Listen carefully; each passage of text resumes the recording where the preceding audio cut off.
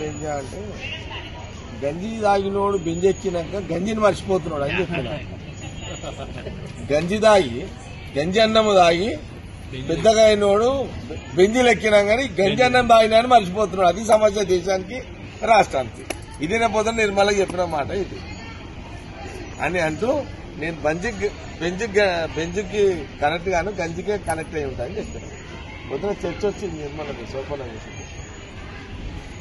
అది ఎందుకు వచ్చింది ఇవన్నీ జరుగుతున్నాయి కదా, ఇవన్నీ జరుగుతుంటే చర్చ వచ్చింది అనమాట.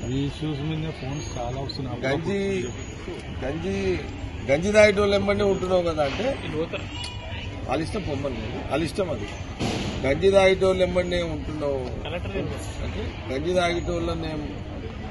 తాగిన వాళ్ళు బెంజి ఎక్కుతున్నారు కానీ గంజి తాగింది మర్చిపోతున్నారు.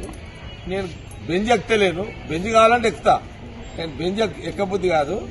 గంజి తాగేటోళ్ళు మర్చిపోను, అదే నాలకు నాకున్న తేడా అని చెప్పేసి నిర్మల చెప్పిన పొద్దున ఇది నిర్మల చెప్పిన. చరిత్ర సృష్టించినోడు ఇప్పుడు ఆ చరిత్రని తిరగరాయబోతున్నాడు. అబద్ధాల గోడల్ని బద్దలు కొట్టి నిజాలను రాగా మీ ముందుంచబోతున్నాడు.